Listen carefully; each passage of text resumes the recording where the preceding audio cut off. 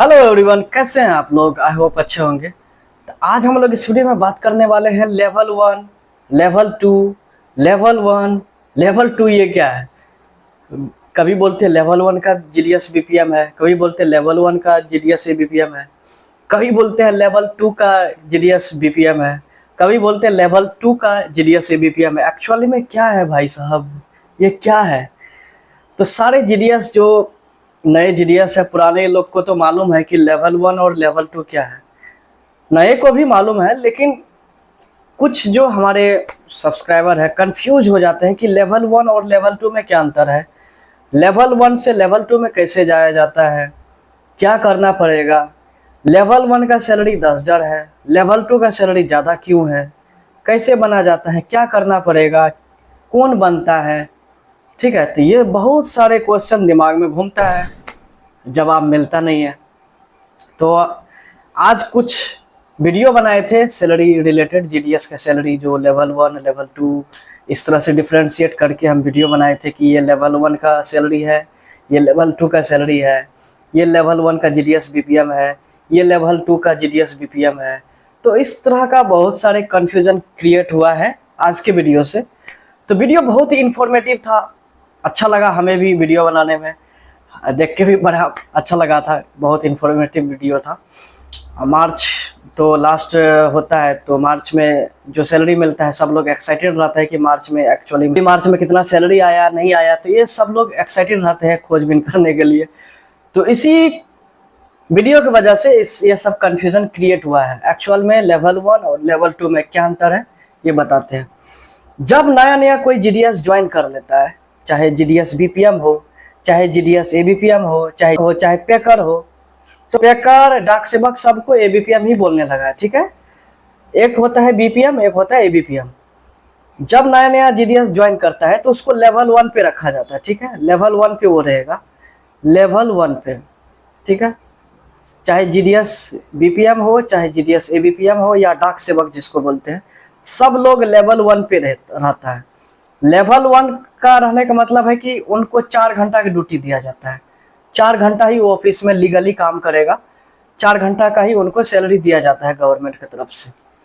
और लेवल 2 बाद में होता है, उसका बताते हैं। ठीक है, तो जब वो ज्वाइन करता है लेवल 1 में, बीपीएम में, एबीपीएम में, या डाक सेवक में, या पेकर में, सबका लेवल 1 में ही होता है। पेकर लोग जो सब ऑफिस में देखते होंगे डाक सेवक ज्वाइन कर लेते हैं, उसी को पेकर ही बोलते हैं। डाक सेवक ब्रांच ऑफिस में भी रिक्रूटमेंट होता है, सब ऑफिस में भी होता है। तो सबको आजकल जोड़ जाड़ के एबीपीएम ही बोलने लगा है। ठीक है, तो एक होता है बीपीएम, एक होता है एबीपीएम, दोनों का ज्वाइनिंग लेवल 1 पे होता है। और लेवल 1 का टर्म एंड कंडीशन है कि 4 घंटा की ड्यूटी होगा। ठीक है, बीपीएम को 12,000 सैलरी दिया जाएगा, सैलरी मतलब 12,000 बेसिक टीआरसीए दिया जाएगा, टाइम रिलेटेड कंटिन्यूटी अलाउंस, क्योंकि बेसिक सैलरी मिलता ही नहीं हम लोग को, we are not a central government employ properly. ठीक है, अगर रहते तो हमें 18,000 मिनिमम सैलरी मिलता।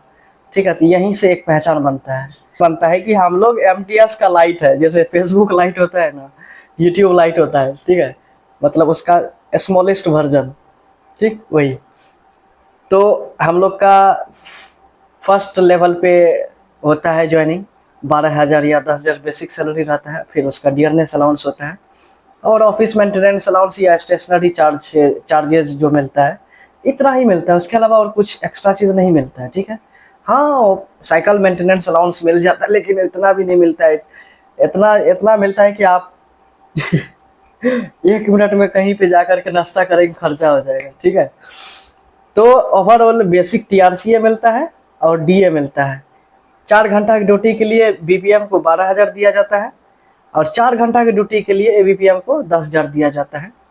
और इसके अलावा जो भी अलाउंसेज है वो बता दिए। ठीक है, डियरनेस अलाउंस ही मिलता है मेनली, जो बड़ा अमाउंट होता है। तो ज्वाइनिंग करता है, ड्यूटी करता है, फिर उसके ऑफिस में जितना भी काम होता है, इंस्पेक्शन होता है। जब जानते हैं कि काम जब कोई जीडीएस ज्वाइन करता है तो उसका काम भी देखा जाता है।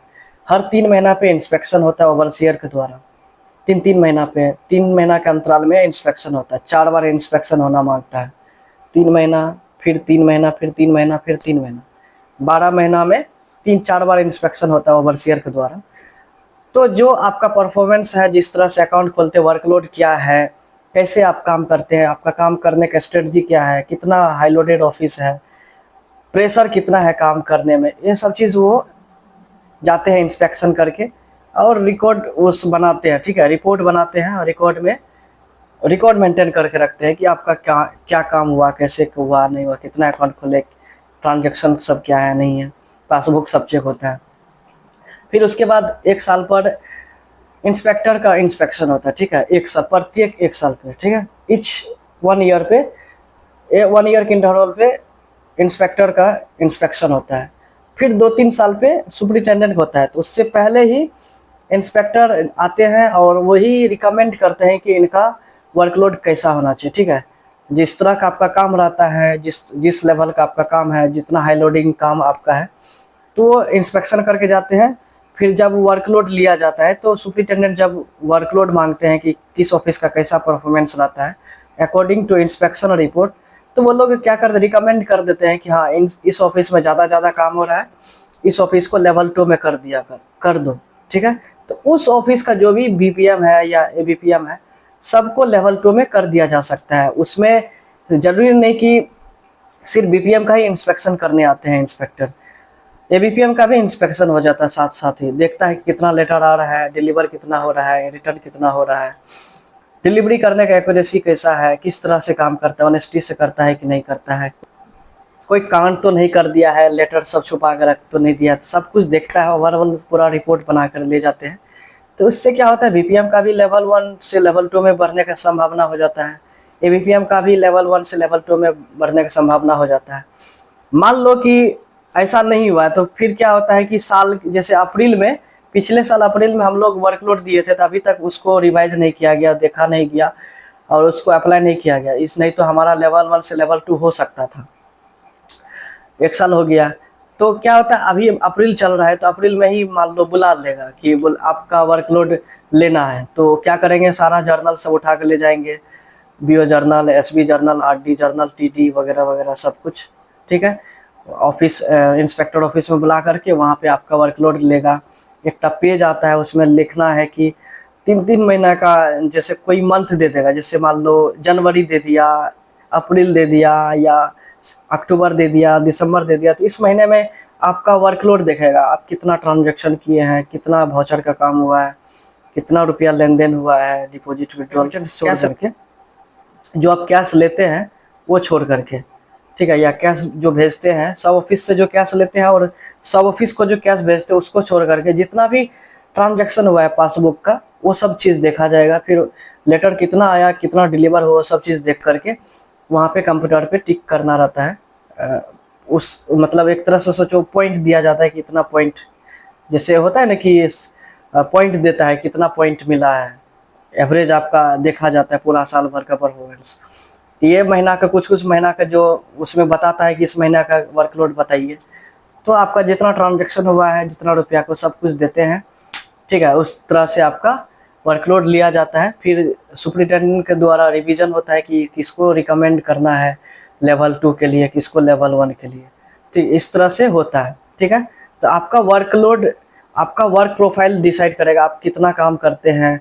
मतलब आईपीवी का काम छोड़ करके जितना भी पासबुक का काम होता है, आरडी, एसबी, टीडी, एसएसए, ये सब काम को वर्कलोड में लिया जाता है। ठीक है, आईपीवी के काम को वर्कलोड में नहीं लिया जाता है, तो कोशिश करना आईपीवी का काम कम करने के लिए। आधार कार्ड का काम वर्कलोड में नहीं आता है, तो यही सब एसबी, आरडी, टीडी, एसएसए का काम वर्कलोड में आता है। ठीक है, लेटर पोस्टिंग या लेटर डिलीवरी का काम वर्कलोड में आता है। तो ये सब देखा जाता है, ज़्यादा ट्रांजैक्शन जो करता है उसको लेवल 1 से लेवल 2 में कर देता है। और लेवल 1 का बीपीएम का सैलरी 12,000 है, एबीपीएम का 10,000 है। जैसे ही लेवल 2 होगा तो क्या होगा, बीपीएम की सैलरी 14,500 हो जाता है और एबीपीएम का 12,000 हो जाता है।